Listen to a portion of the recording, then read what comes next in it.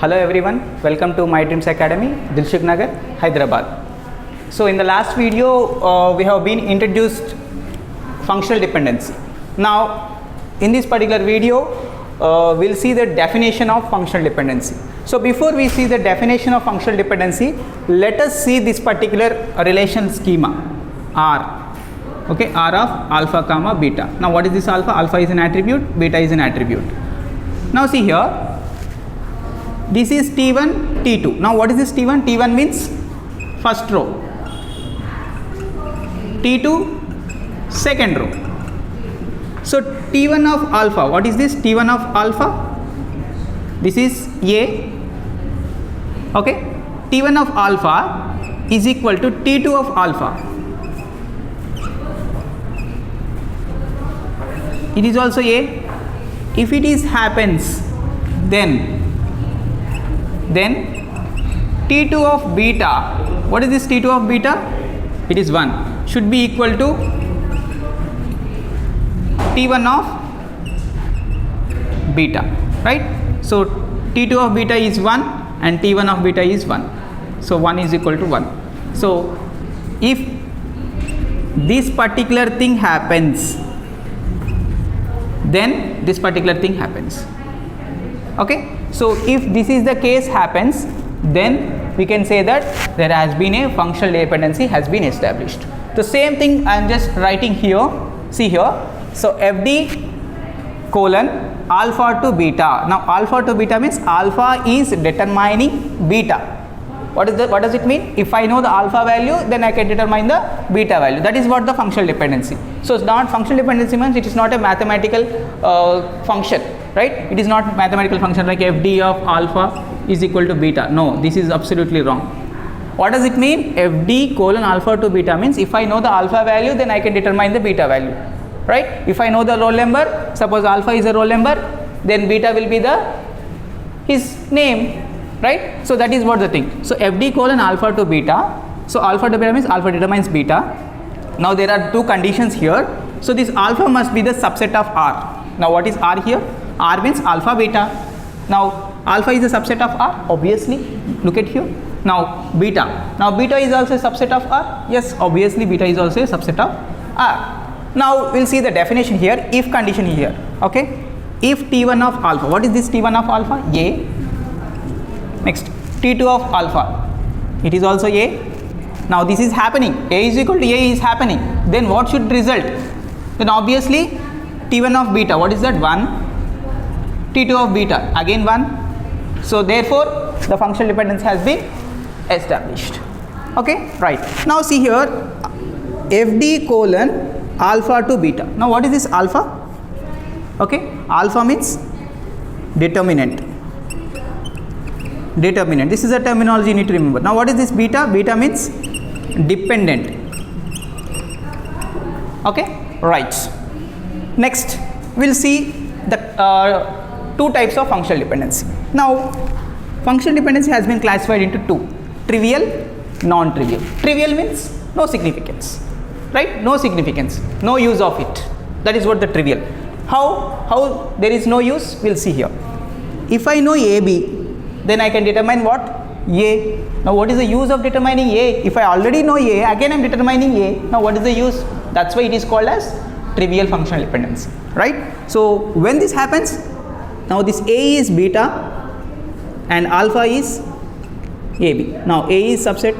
So when you have a trivial functional dependency, if beta is subset of alpha, right? So this is trivial, we don't discuss this. Why we don't discuss? Because no use of it. Now another functional dependency, non-trivial functional dependency. See here, if I know AB, then I can determine ABC, right? What is the advantage of this functional dependency? Yes, there is an advantage. What is that advantage? We are determining extra attribute which I don't know, which is C.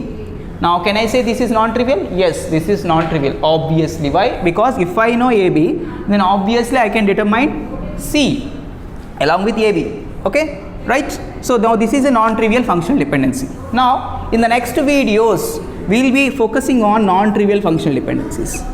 So we will not focus on trivial functional dependency. Why? Because there is no use of it. So from the next video onwards, if I write a functional dependency, means that is non-trivial functional dependency. So here onwards our discussion will be on non-trivial functional dependency. In the last video we have discussed the definition of functional dependency. Now in this particular video we'll just follow the non-trivial functional dependency concepts. Right. So far we have studied the classification of functional dependency. In that, non-trivial functional dependency is to be considered for the next videos I have already informed.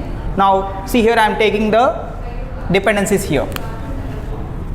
A to B, B to C. These are the functional dependencies. These are non-trivial functional dependencies. NTFD, non-trivial functional dependency. Okay, before we get into the this particular functional dependencies, let us see closure set of attributes. Now what is the purpose of closure set of attributes? Why do we require to study? What is the need to study closure set of attributes? See here, it is required to study this closure set of attribute is to find the candidate key, right? So to find the candidate key, closure set of attributes is required, right? Okay, now what is the requirement of finding candidate key? Why? See here, so determine the normal form of the relation schema, right? If a relation schema is given to you, if that particular relation schema is in which form, is it in first normal form, is it in second normal form or third normal form, it is to be decided. So how do you decide? By knowing the candidate key. Okay, right? So this is what the important concepts. So finally I'll just conclude, closure set of attribute is required. Why? Because to find the candidate key. Why candidate key is required? To determine the normal form of the given relational schema. Now let us take an example. We'll compute a closure set of attributes. Now here relational schema is given. Now this is a relational schema R of A, B, C. What does it mean? Now R is a relation name, A, B, C are the attributes, which means columns.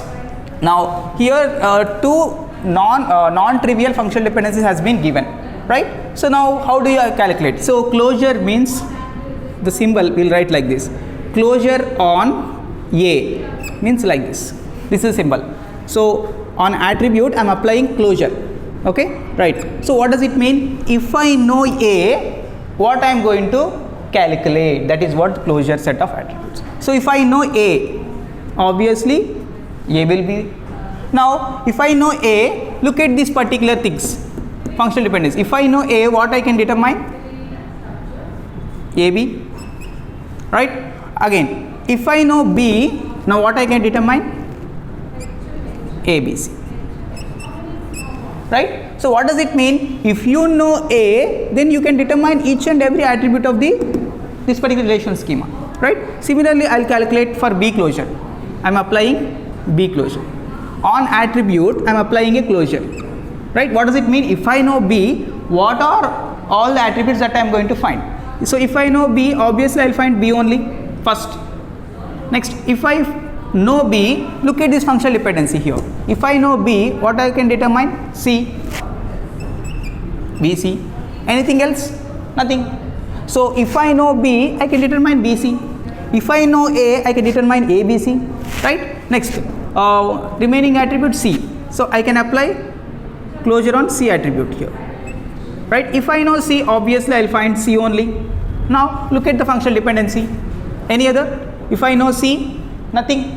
So that's why I can conclude that C closure is C only, right? So this is the way we are going to compute the closure set of attributes, right? So this is a simple example to calculate the closure set of attributes. So finally, this closure set of attributes is required to find the candidate key. If you know the candidate key, you can determine the which normal form the particular relation schema exists.